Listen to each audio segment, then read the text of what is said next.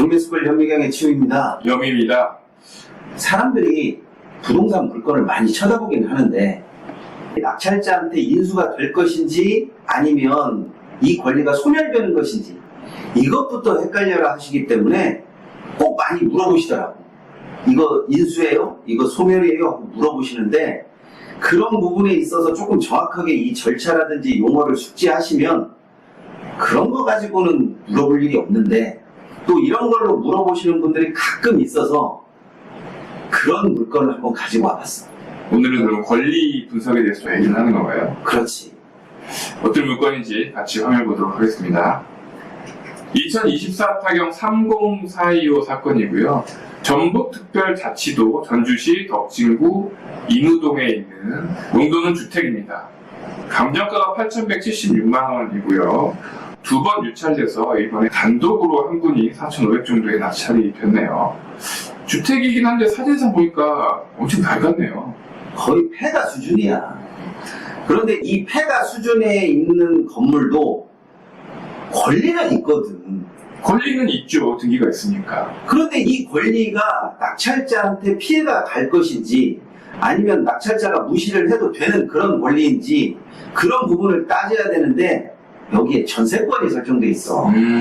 감정평가를 보겠습니다. 토지가 6,700으로 감정됐고요. 건물이 있었는데 800 정도밖에 감정이 안 됐네요. 그만큼 낡았다는 얘기인 거죠. 사실상 저 건물을 없애버렸으면 좋겠어. 건물보다 제시회가 600이니까 건물은 거의 없다고 보는 게 맞겠네요. 그렇지. 이 건물은 단층 벽돌조 주택이고 면적은 12평 정도 됩니다. 제곱미터당 20만원이니까 평당 60만원 정도밖에 안 된다는 얘기인 거죠.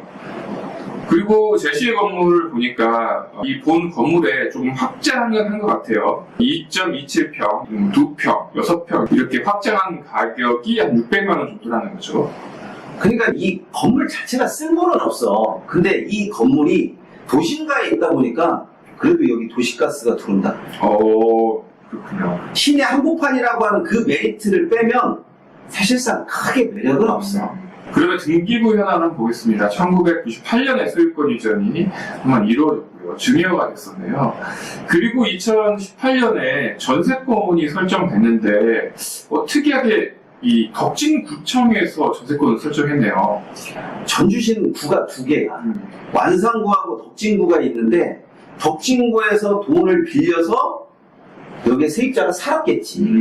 그리고 세입자는 나왔고 보증금을 돌려줄 수가 없으니까 돈을 빌려준 덕진구에서 전세권을 설정을 한 거야.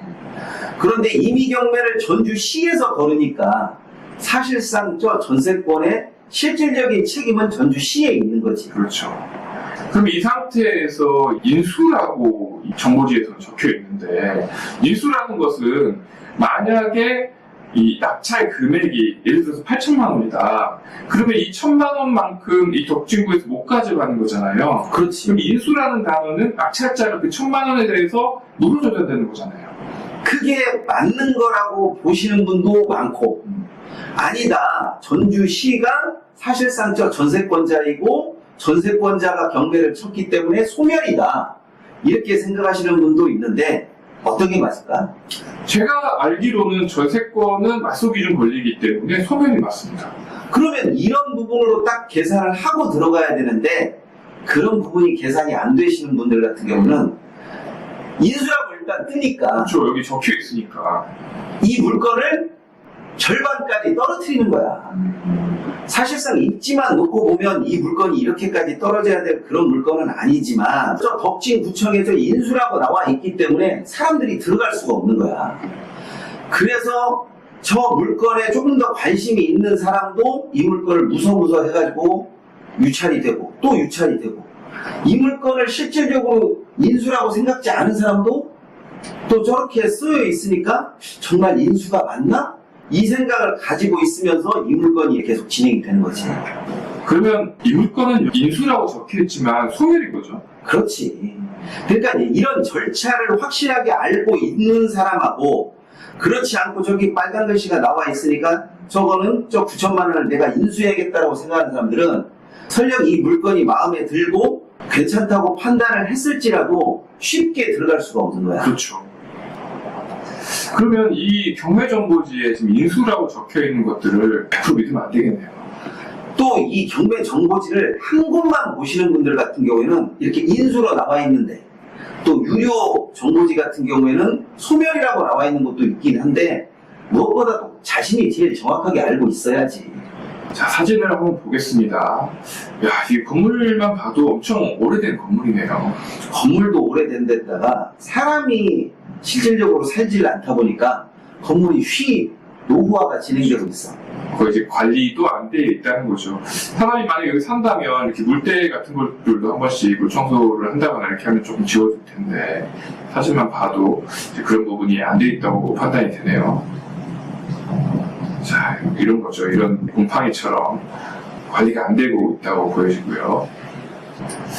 동네가 여기 뒤에는 아파트가 보이네요. 그래도 아파트도 있고 여기 바로 옆에가 초등학교하고 중학교가 있기 때문에 입지상으로는 괜찮은 곳이라고나 할 수는 있지만, 저 건물을 저대로 놔두고 들어가서 살 사람은 없어. 그렇죠. 실내 사진인데요. 집 빈지는 오래된 것 같아요. 이미 집은 다 빠져있는 상태고, 이런 데들도 관리가 안 되다 보니까 이렇게 벽지가 좀 내려와 있는 상태입니다.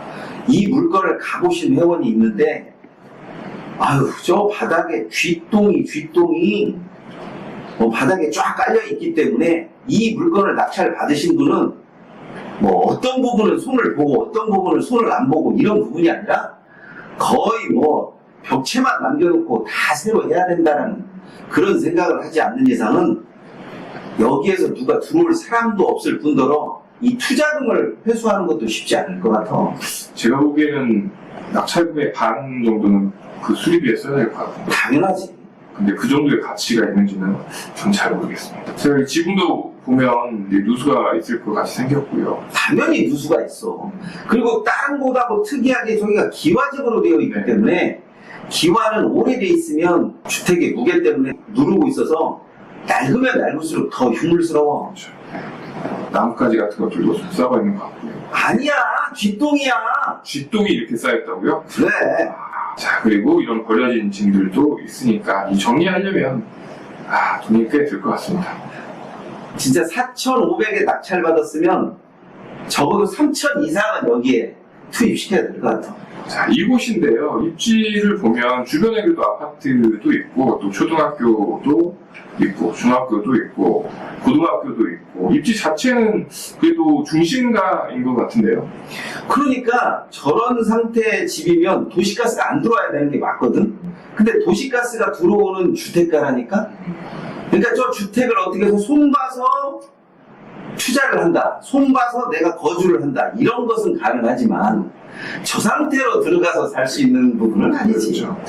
여기는 뭐 재개발 호지나 이런 부분은 없나요? 당연히 없지. 여기에서 그런 거를 기대하시는 분들 같은 경우에는 몸도 꾸지 말아야지. 이 사진만 봐도 알겠지만 여기는 반듯반듯하게 다 정비가 돼 있는 곳이고, 이 주택을 중심으로 해서만 좀 낡은 곳이 있기 때문에 만약에 어떤 재개발이나 재건축이 된다라고 하면 저기가 싹 다 없어지고 새로 뭔가가 지어져야지 어느 한 주택만 해서는 답이 안 나와. 그렇죠. 여기는 전체적으로 개발을 해야 될 것 같고, 또 학교가 옆에 있다 보니까 지금 여기 절대보호구역에 설정되어 있잖아요. 또 뭐 상가 건물이나 이런 거가 들어오기 좀 힘들 것 같습니다. 그렇지. 자, 이 사진과 같은 경우에는 내가 전주시에 어느 정도 주택이 매물로 나와 있나, 그거를 한번 조사를 해봤는데 실질적으로 주택이 나와 있는 비율이 없어. 그렇기 때문에 희소성에서 접근하는 것은 맞지만, 처음에도 얘기했지만 수리비 폭탄이 있기 때문에 단순히 권리적인 부분만이 아니더라도 이 물건을 쉽게 접근하기가 힘들어. 그래서 이 경매 정보지에 나와 있는 인수냐 소멸이냐 이런 부분은 생각에 따라서 내가 이 부분이 정말로 빨간 글씨니까 인수이다, 이것은 소멸이다, 이렇게 보지 마시고 그 기준점이 어떤 것이냐에 따라서 확실하게 좀 뽑아보실 필요가 있는 것 같습니다. 그래서 이런 물건에 있어서 정말 인수가 되는 것인지, 정말 소멸이 되는 것인지, 또 예기치 못한 변수는 무엇인지, 이런 것을 판별하고 입찰 계획을 짜시는 게 좋지, 그냥 빨간 글씨가 있으니까 인수다 이런 식으로 해서 내치면 실질적으로 내가 봐야 할 물건이 그렇게 많지가 않습니다. 네, 이번 시간은 여기까지 하도록 하겠습니다. 감사합니다.